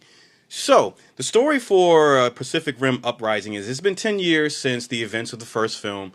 The world is still trying to rebuild and fortify itself in the event of another kaiju attack. And the lead of the film, in this film, is played by John Boyega. Yay! That's right. And he is the son of Stacker Pentecost. That is Idris Elba's character from the first film. And they have a new addition to the cast, and she's played by Kaylee Spaney. Yeah. That's Amara. And she's someone who has been surviving on her own in the fallout of the war with the kaijus. There are certain zones in different places that have been quarantined off. There could be a huge kaiju carcass or bones there. Post kaiju attack, those areas are quarantined off. And some people have, squatted in these places, and they have a different way of life post this in this current climate. I mean, there are some people who live in cities and everything's rebuilt and everything's all good, but then you have people like John Boyega, his character, and Kaylee Spaney's character Amara, who they live in these areas where money doesn't have the same value as it did before. Things are food and essentials and Costs a car to get sriracha. Yeah, so there's different type of commodities and values placed on those things, and that's an interesting bit of world building they do. So basically, the story is the kaiju aren't finished attacking. There are more coming, and there are these corporations who are trying to prepare for that. And as a Shao corporation that is trying to move away from the need for two people to be in a giant Jaeger to combat the kaiju, they're going with the drone type of technology where someone can pilot a Jaeger remotely. And so that kind of plays into the story as well. So it's basically John Boyega trying to, decide what he wants to be in his father's, in the wake of his father's heroism and saving the world in the first film, and finding his own identity. And then this new young lady, Kaylee Spaney, Amara, who she wants to be prepared the next time a kaiju attacks because she's lost her parents in a kaiju attack. And so, that's really basically the movie, figuring out how do we stop this next attack while, trying to be friends and work as a team. There are younger pilots this go around, and the Iron Eagle Squad. The Iron Eagle Squad. And so it's about them also becoming a team as well. And that's really, like Brian said about the first film, there's not a lot it's not really plot heavy. There are some science fiction concepts in there that may be that may be a little complicated or heavy. But as far as the storyline goes, giant monsters attack, humans build giant robots to fight the giant monsters, and that's it. And so that's what we have with Pacific Rim Uprising. Mm-hmm. So we're going to break it down. We're going to go back. We're going to do a throwback to something we toyed with a little bit before. Hopefully, we'll have some success with it this time. We're going to talk about it. We're going to break it down into 3 parts: the good, the bad, and the ugly. So we're going to hit the good of the film first. And I'll start with you, Brian, since you're to my immediate left. The good of the film. What I found good in the film, I want to start with the 2 lead actors. Yes. John Boyega and Kaylee Spaney. Yes. I really, really like them in the film. I think John Boyega just has such a charismatic presence on screen, and you see that from the beginning of the film when they go into that decommissioned junkyard. And you got the little chase there. And then Kaylee Spaney, she's new. I've looked at her IMDb. She doesn't have a lot of credits.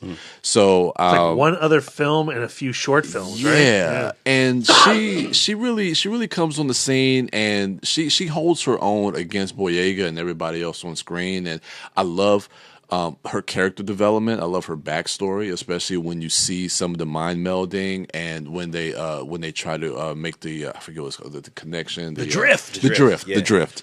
And you really get a little bit more of her backstory, almost in a similar way to the first film with Riko Kikuchi's character. Is saying like what happened with her family. She kind of follows in the same footsteps as far as like with her storyline.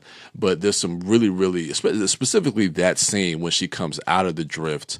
I loved her performance and how her performance with John Boyega when she comes out of the drift, when he learns a little bit more about her family. So I don't know. I think that connection between the 2 of them and their performances really kind of solidified just some of the enjoyment I also had in the film. We'll get to some of the bad with some of the other characters, but I really thought that, and also I want to give a shout out to Scott Eastwood because I was That's really, your boy. Yeah, you listening? yeah. What up, Scott Eastwood? Thanks for listening. Because Fate of the Furious, he really pissed me off, and I actually thought he was really serviceable in this role. Like, he's really serviceable. Well, Put that on his tombstone. I know he's serviceable. Well, no, only because like He plays the pretty boy in this, and I think like it's weird handsome, sexy. I know, handsome, sexy. I mean, it's weird to say that somebody that can be that pretty can work against him. I actually think the fact that he is Clint Eastwood's son is like a strike against him to some degree, as far as like him and his career. Sometimes I think that kind of works against him, but I don't know. As far as like his acting in this role, I actually really liked his character. I've never liked him in a movie until Uprising. Same. Yeah. And this was the first time where I really saw his dad in him. Yeah. Maybe it's because of the type of character he was playing here.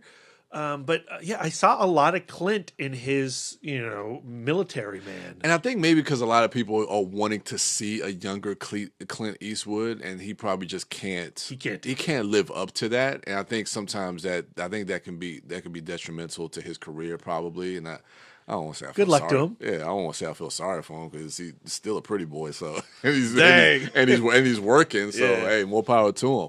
But yeah, I mean, I really got on board with the cast, and I mean, we'll get to a lot of the action. I'm sure we'll talk about, but that third act, I had a lot of fun. Why? Even though everybody knows my qualms with the whole thing as far as like the collateral damage, but I gotta say, man, that third act is a lot of fun to watch. It is so much fun to watch. So I'm surprised to hear you say that, considering like your. But that's the thing. Like I have to remove myself from like that idea of like the whole, and we'll get into it. It is very necessary. Yeah, we'll get into a little bit more. But I look at this film more so as like a live action anime. And if I go into it thinking, okay, this is a live action anime, this is not Man of Steel where it's grounded in the real world where you can feel the death that's happening on the ground level and just have fun with it. I think I could kind of release myself from maybe having, but I still, all those buildings got emptied, Brian. We heard they all evacuated. But like if I watch something like Evangelion, I'm not thinking about collateral damage. You know what I'm saying? So that's why I'm like, let me go into this thinking of it as a live action anime, and it feels that way. Even outside of the action sequences, it still feels like an anime type of film. So those are things I really liked about it. Wife Dork. Outside of the action that would make you sleepy beepy, there is Scott Eastwood is handsome. Yes. But John Boyega, man, he wasn't lying. Like his shit's well put together. We know that you know those who have been in the Dork Cave, a rare privilege, have seen. I have a ever growing Boyega collection. It's a shrine, Lisa. Shrine, totally. You're being modest. Brad is going to post it on the It Modcast Instagram right now. To me, I feel like I've been on board the Boyega train since Attack the Block. As you do, yes. And in Attack the Block, he's playing a very different character. He's like kind of the strong and silent type. He is more calculating. He is more measured because he lives in this dangerous environment. And then as we've gotten to see him as Finn in the Star Wars saga, he's much more nervous and he's much more likely to talk and we get to see more of his humorous side. So his role as Jake Pentecost, it's much more of that, like cracking jokes, This is a little bit more of a cool customer than Finn. He's more confident than Finn. Positively, where it's less like I'm being funny out of self-defense. I'm being funny because I am in fact better than you. Yes. So I thought it was fun how they set him up as this guy who's got his priorities straight as long as he has his sugary cereal and his sriracha. Like, he has all that he needs. I think that is an interesting... Because we have seen I'm the child of a war hero. Just recently in the Independence Day film. That's right. Brian's number 2 film of that year? Yeah. So that pressure of... my father was a self-sacrificing hero. Like, what do I want to become? And the idea of I'm going to become a person who lives for today. Like, my dad saved this world so that I can live, and I don't feel that same pressure to join the military or drive a Jaeger or whatever. Like, he doesn't. So I found that as a setup for his character very fun, very interesting. And they didn't do that cliche thing where he comes across as being crushed under the weight of the shadow of his father. Yeah, he's got a very my dad's my dad and I'm me. And I thought it did get a little bit like goofy towards in his relationship with the Scott Eastwood character, where he's just like, I'm just not wearing a uniform. Like, I don't see how that's okay. Yeah. Like, somebody should really say something. Yeah. Just being a terrible example, just slinking in a corner. Yeah. I thought that was just a little bit silly, but I thought it was cute. Well, actually, Lisa, if you notice, early on, when he first comes back, when they say, look, there's a way you can get out of jail, you got to re-enlist. Right. Early on, he's in there. Everybody should be so lucky, too, when they get, like, oh, you've committed a crime, let me give you a job. Yeah. Right, I've never been so promising. That's the silliness for me. That's what's Iron Eagle guys. Like, when I get pulled over, they're like, you could pay this ticket or you can sing an aria. Like, yes, right. Get yourselves ready. So when initially when he comes aboard, taking them up on that offer, or that, that's just, he didn't have a choice, really. He had a choice. But anyway, when he comes aboard, I'm not going to wear a uniform. But if you notice, like, throughout the film, once he starts taking that shit seriously, and when he would come into the room with the other cadets, he'd be in uniform. Right. He's like, all right, look, I've made a choice. This is what I'm going to do. These are my fighting clothes. These are my fighting clothes, and so that way I can stand before you and be a commanding figure as well, and command their respect. And so I did notice that at first, like, man, he is wearing whatever he wants. But then, as the movie went along, I would remember that I noticed that he would show up in uniform in the second half of the film. So I thought that was an interesting way to kind of punctuate his character development. I thought that was pretty cool. What about you, Brad? What did you find good about the film? I echo everything that you guys have said already. That's what I'm going to do because I'm the third wheel on this That's table. what you get for sitting on the right. But one thing I would just highlight is I really appreciated the progression of plot from the first film. Yes. I was not expecting that. You know, the idea that it's 10 years later and the Santa Monica still messed up. Yeah. And, you know, and taking advantage of those quarantine zones. I did find it kind of beautiful seeing these ivory skeletons being, you know, like that crushed mansion where Drumby. I thought that was beautiful. Yeah, and you know, the relationship between Charlie Day and Gottlieb. Oh gosh, what's the actor's name who plays Gottlieb? Vern Gorman. Yeah, I love him. And so he's got a great face.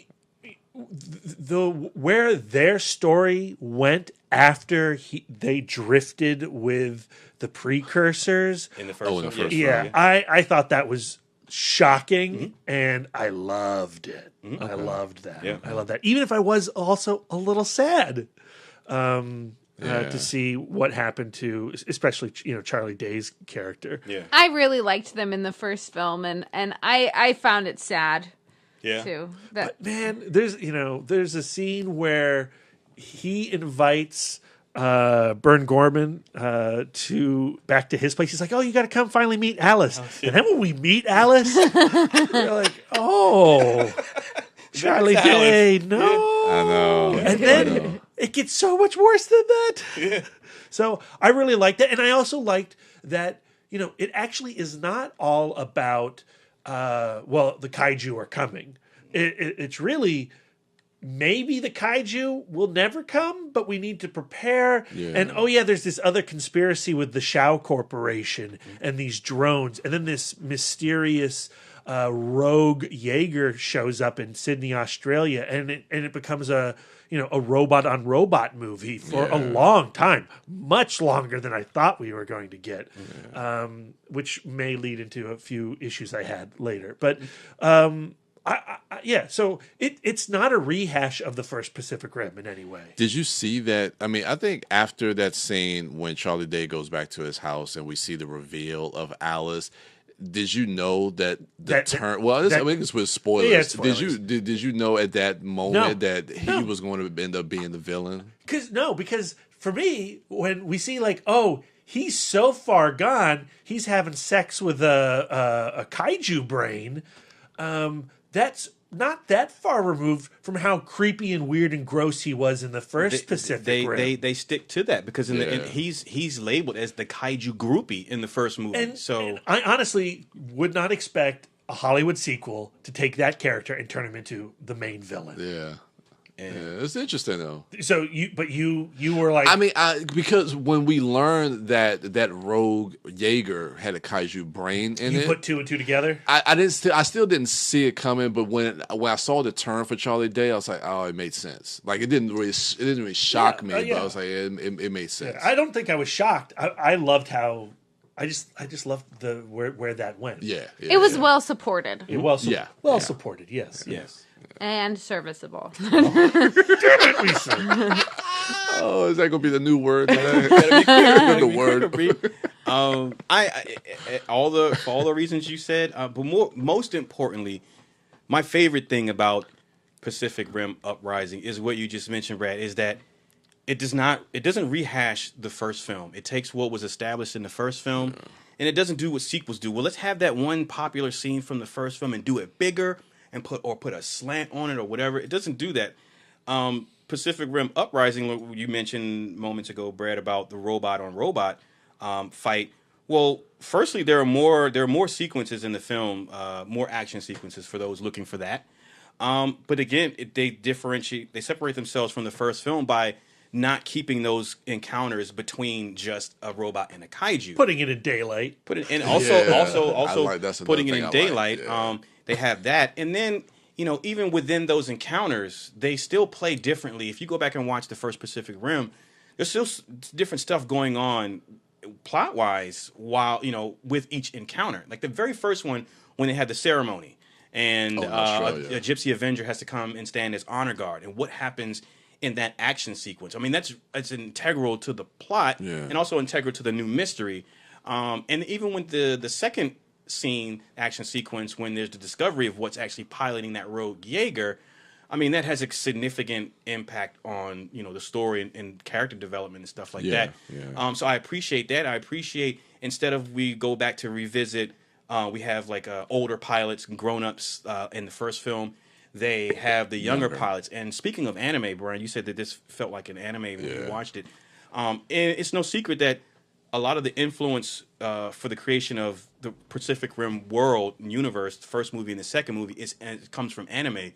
That thing where there are kids as the pilots, I was telling Brad this when we were talking about it yesterday, that's a staple of all giant robot anime. Yeah. You might have one or two out of 1,000 that the robot is piloted by an adult, but one of the tropes of anime is that because of the younger pilots, depending on which story you're watching, which movie, they have their reasons why it's more beneficial for a younger pilot, but they always figure out a way there's some reason why it's more beneficial to have a younger person piloting the robot. And you mentioned Evangelion. You've seen that. Yeah, because it creates for great drama, too, with those younger characters and how it affects, especially when you deal with stuff like them having to control these giant robots or, in Evangelion, the angels are the creatures. The evil units, yeah. Yeah, like with their minds, and how that affects them being young and them having to deal with that. I think it creates great drama with those characters as well. Because that's the main drama of the series. The anime is how the psychological effect piloting these giant things are having on these kids. Yep. And it doesn't get that serious in Pacific Rim Uprising. They touch on it a little bit. They touch on it a little bit. But that's one of the fact that they're kids piloting these Jaegers instead of adults that's straight out of the anime. That one sequence, there's a sequence later in the film when they're doing the evacuation and these people run into this structure and it looks cylindrical and it spins around and it lowers into the ground. That's straight out of Evangelion. I was telling Brad, because I don't know if you remember, Brad, it's been a while since you've seen it, if I'm not mistaken, but whenever an angel would attack, that city would fortify, those structures would come up, and then they would dip, go down into the ground. Yeah, I do remember that. Okay. So that's straight out of what we have in Pacific Rim. Cool. That's straight out of the anime. So there are different things here and there. If you're a fan of those anime and stuff like that, you can point out the influences, which I really appreciate it. But the characters, John Boyega, Scott Eastman, he was palatable in this film. Like I just couldn't stand him. Serviceable, palatable. I enjoyed watching him. He was very handsome. And sexy and handsome. Handsome and sexy. And so I like that where the movie ends, the final confrontation is not a retread of the first film. No. How they have the thing that they'd have to do to stop the kaiju is not a retread of the first film. Yeah. The kaiju's aim in this film, what they're trying to do ultimately, is not a retread of the first film. It's an extension of it, actually. Because they say, what were they trying to do when we fought them last time in the war? Maybe they weren't coming here just to destroy the city. Maybe the cities were in their path to get to somewhere where they were. So it's an extension. And I think that's a very unique thing when we talk about sequels is how... Mount Fuji. Not Mount Fiji. No. That's where the water comes from. Yes. I think that's a very unique thing when we talk about sequels and how a property can take the risk, take a chance, and doing something different than what was quote unquote successful or the first time. Yeah, because I was expecting honestly the film to be like the breaches are open again. Yeah, no. And almost at every step in every level they do something. They go left in regards to what happened in the first film, which I immensely appreciated. One scene that I really enjoyed was the scene between John Boyega and Scott Eastwood when they go into the drift together, and they were showing how they were doing it as a demonstration for the cadets. Yeah. And this idea that two guys who on their face do not get along can still be open enough to each other that they can drive a Jaeger together and open their minds to each other, even though it brings up a lot of the issues that they have. The idea of, you're always thinking about this girl that you want, and you're always thinking about punching me in the face, like that idea. And I love the idea of, with the drift, in order to be a strong fighter, you have to be a vulnerable person. I think that that's like an amazing message. Like, you know, you think about people like soldiers fighting side by side. Darren's talked about this a lot. Like those people, they become your family. They become, you know, everything to you, and you have to be open to them. You can't just Jessica Jones it and put up the wall. We're drifting right now, Lisa. You and I. That's nuts. We're on the same page. So as we transition into what we find bad about the films, let this be the bridge, if we are ready. I don't like how later the drift is just used as an opportunity to have a flashback. Yeah. You know, I think that can be such, like, the idea of the drift, and I had the same issue with the first film, and so did Brad. So and we've discussed this. Brad's looking at me like I'm stealing his thoughts. No. Okay. I mean, you're my wife. You steal everything. We're in the drift right now. We're melding minds. But like, so like this idea that the drift can be this intense and exciting place where you are having to overcome your thoughts. You are having to battle other people's thoughts in order to be this force. Yeah. And I think that could be a source of a lot of drama. It's just like, and it's something that we really haven't seen in an action movie. So I thought that could had the potentiality to be very exciting. And I think that when Kaylee and Kaylee. No, wait, I'm looking at the wrong side. Amara and Jake finally do their first drift together. I thought that was a little cheap. Yeah. All right. What about you, B? As far as getting into bad now? Well, really, I mean, there's a couple things. Bad. I know you guys talked about. Oh God, the doctors Charlie Day and Bern Gorman. Yeah. To me, it got a little old, like the little Abbott and Costello routine. Just kind of. Did you like them in the original film? They were cool, but they were probably some of my more least favorite parts of the first film. Like every time you wish they got Clifton Collins Jr.'d. Damn.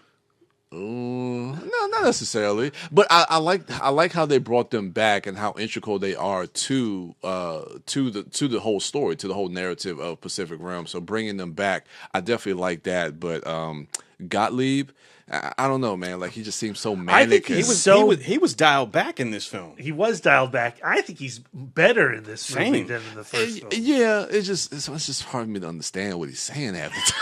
I just can't hear. You just hate us English people. No, he's just like you won't eat my mom's scone. No, it's just the back and forth between him and Day. It's like it's cool, but it just kind of wears thin on me after a while. So I just kind of grow tiresome of them.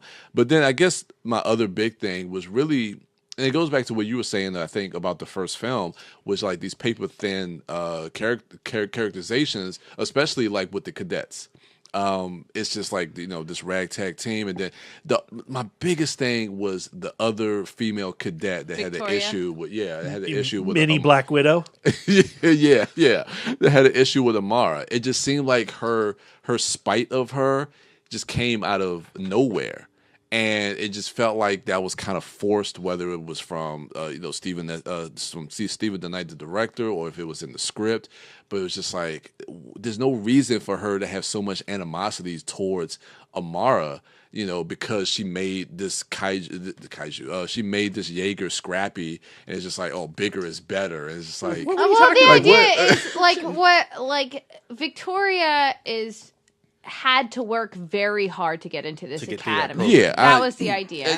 I understand the reason why they did that. I just thought their way of going about it was just it was really a little forced. Kind of forced and really paper thin. And I mean, of course, like you say, they add in a lot of these different Asian actors to really try to get into that Chinese market with some of the other cadets in there. And I don't know, I like certain aspects of them, like the camaraderie of it. But you just don't get and I know you only have like a 2-hour span to really delve. There's a lot of characters in this movie, right? And they get the short shrift. Yeah. I mean, I thought the introduction of Amara was the most generic thing I have ever seen in my flippin' life.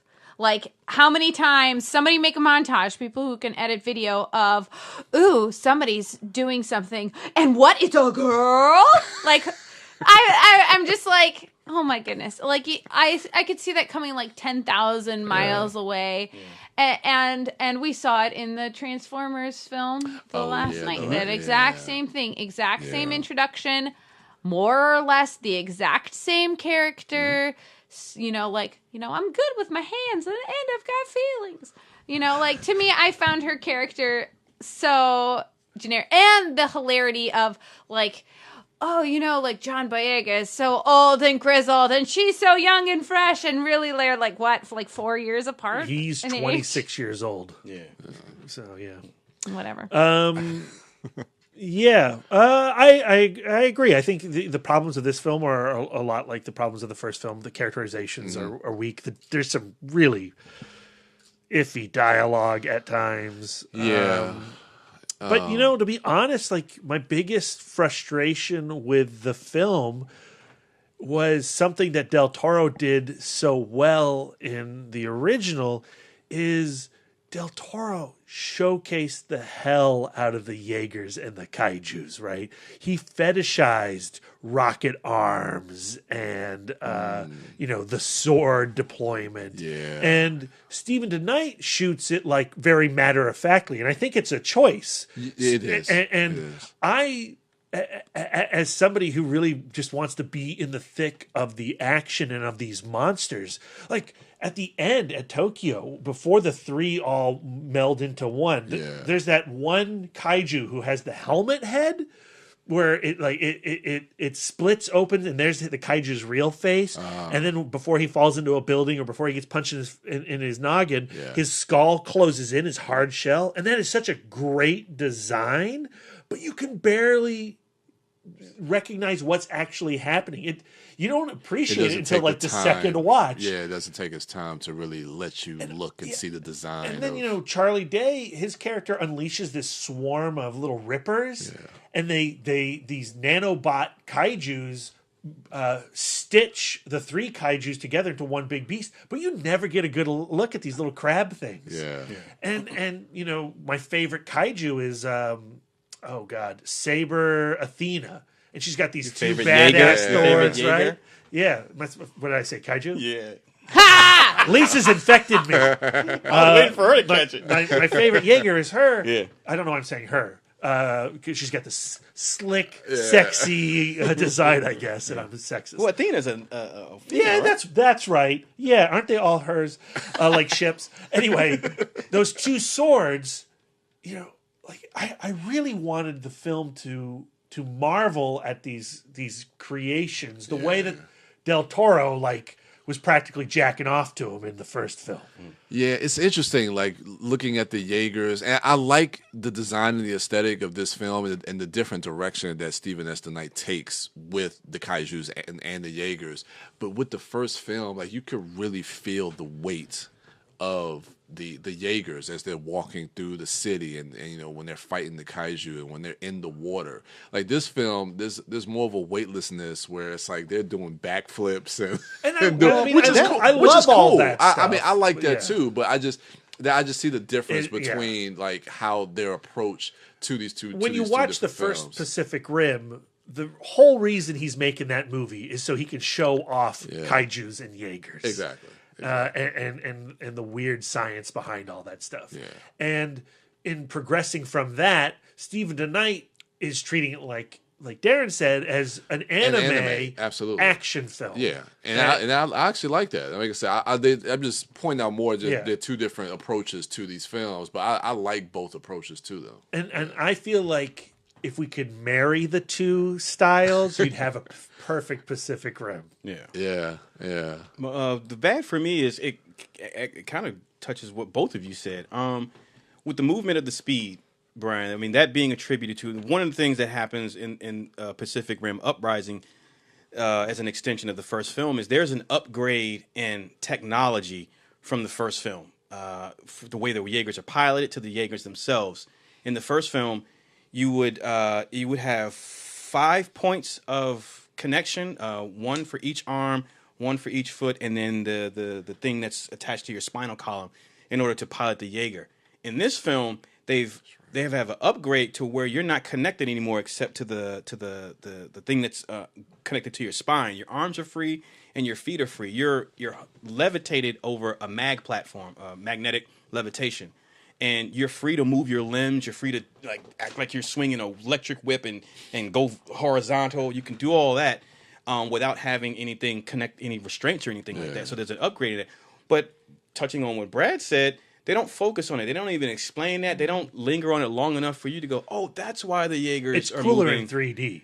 And I don't say that too often. We watched it today in 3D, Yeah. and it looks a lot better. Okay, nice. So because that's the first time I saw it was in 3D. But they don't focus on those things long enough for it to even click to you. And I'm not saying that if you know that or if you think about that, then the Jaegers moving faster makes any more sense. I'm not saying that, but the upgrade in technology allowing for a more fluid movement from the pilot, translating to more fluid movement and speed to the Jaegers.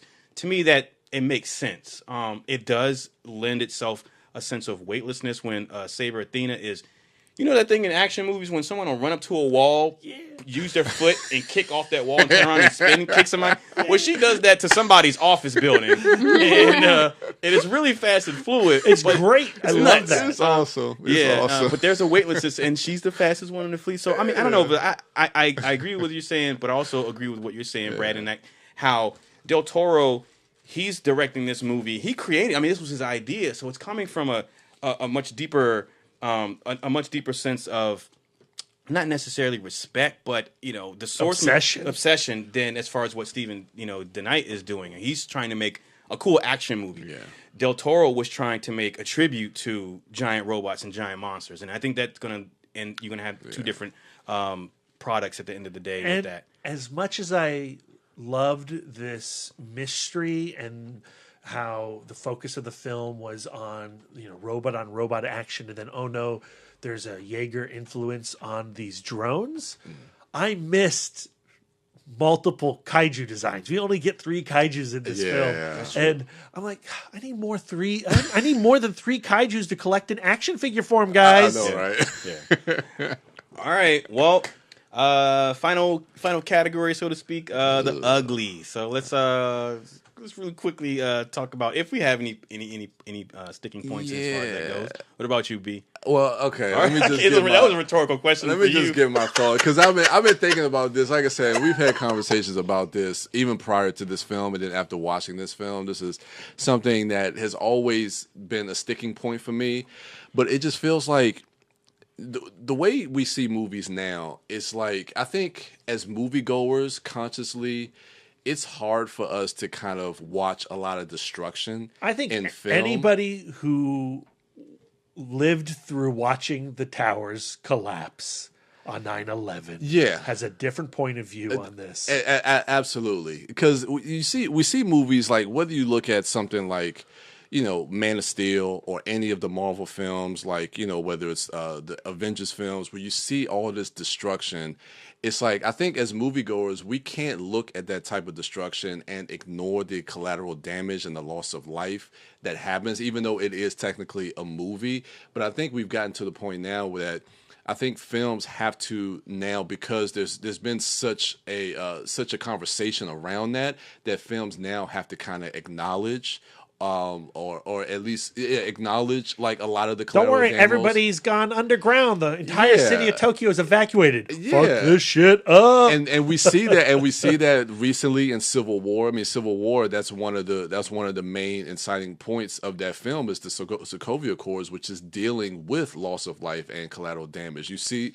in Batman v Superman, where they make it a point to say, look, this island is abandoned, so we've gotten to that point now where when we see films like this, we just can't ignore that. And for me, watching stuff like this, that's always in the back of my mind, thinking about, like what type of property damage are they doing? How much is this going to cost the city? And I like that, like you say before, like how they put in that thing where it retracts underground, where you see, okay, this is how a lot of the citizens, especially because you live in a world with kaijus, they've developed this safeguard to try to protect a lot of the citizens, to have like these underground bunkers. But at the same time, it's like that don't mean shit for the buildings. That's like when you got that gravity pull and you're pulling down skyscrapers onto a building, it's just like, man, like the skyscrapers become the Jaeger weapons. Yeah, against the kaiju. it's just weird. That's why I said I have to remove that and just look at it like an anime. My favorite shot of that is Saber Athena like whipping out her blades and just tearing right through those buildings. Yeah, as a lead up to her attack on the kaiju. So I don't know. That's always been a point of contention for me looking at a lot of these films. But that's why I try to step back and say, okay, this is a film that is a live action anime. Let me have fun with this. Not look at it like Man of Steel, where we have to think about the loss of life.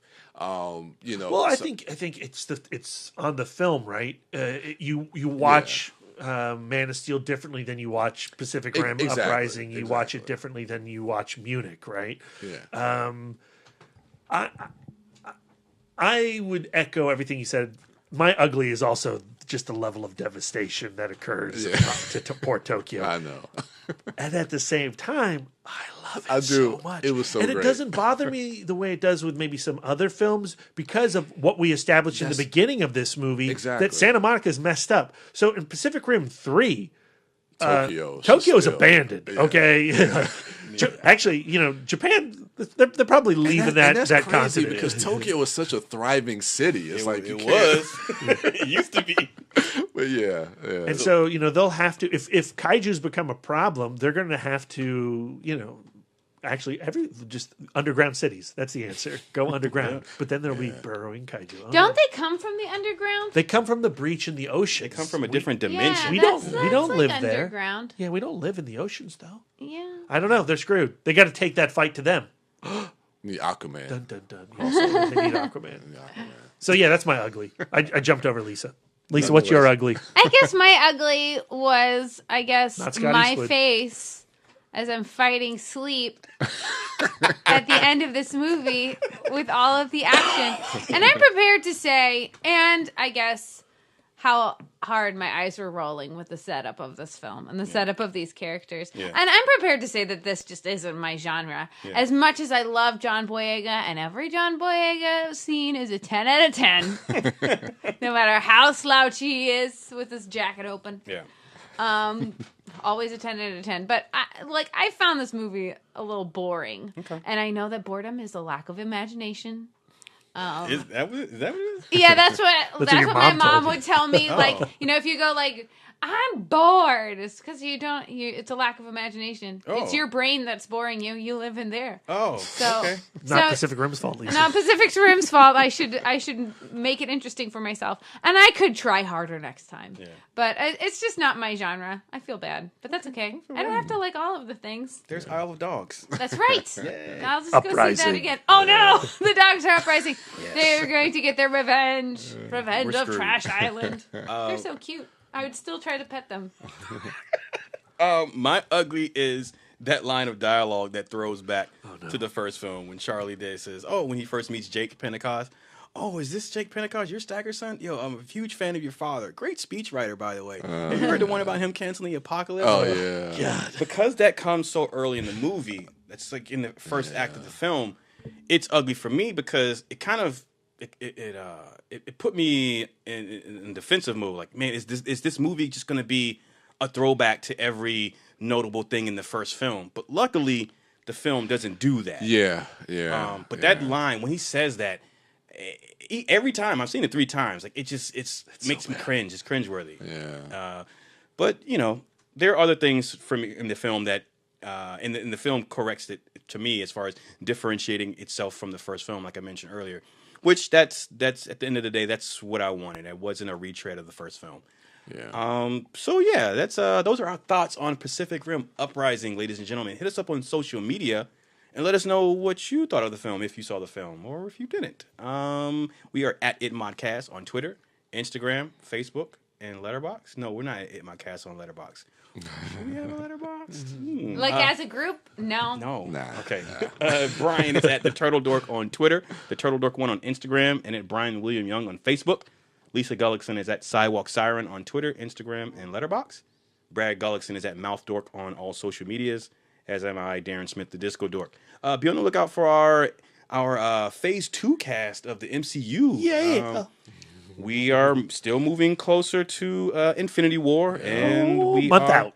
Yep, and we're still working through the rewatch of the MCU, and so we're going to be discussing Phase 2. Yep. So be on the lookout for that. And also, we got Ready Player One coming out this coming week. Brad and I have already seen it. God damn it. In advanced screening. So we'll have a review cast for that.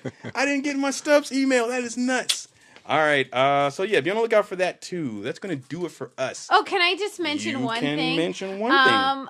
I think everybody, I know that I'm just plugging a podcast that's way bigger than our podcast. Yeah. But everybody should go listen to So Many White Guys, Phoebe Robinson's other Not Too Dope Queens podcast or other podcast. And listen to the episode with Aquafina. The chick who's in the new Ocean's 11. Ocean's 8, and she's in that Crazy Rich Asians movie. Okay. But what an inspirational story. Aquafina may be my hero. I tried to listen to her rap, but it was too dirty. I could not believe I found something in life that was too dirty for me. Wow. But now you've sold me. I have to go hear Yeah, I know, right? You should. And now I want to plug something. Okay, but, you can plug But I want something. to plug something that's me related. Oh. I'm an only child. If you're in the DC area, come on down to AwesomeCon. Yeah. I am once again on a panel on Saturday at 5 o'clock, maybe 4:30. Double check my Twitter feed. I'm on the Telling the Story panel along with Liz Reed of Cuddles and Rage and Emily Sears of Birth, Movies, Death. We're going to be talking, film writing and writing in general and finding your motivation and just getting your crap out there. All right. Shout out to Zach. I just got to shout out my brother in case he's listening. Hi, Zach. I love you, Jimmy. That's going to do it for us. Thank you all for listening. Enjoy the rest of your week. And until next time. That was me going into the drift.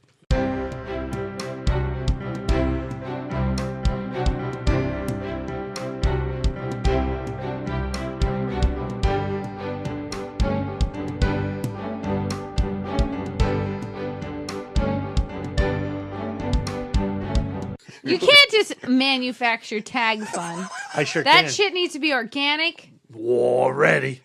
War ready. All right, that's the tag. Recording at 3, 2, 1. 2, 1. 2, 1. 2, 1. 2, 1. 2, 1.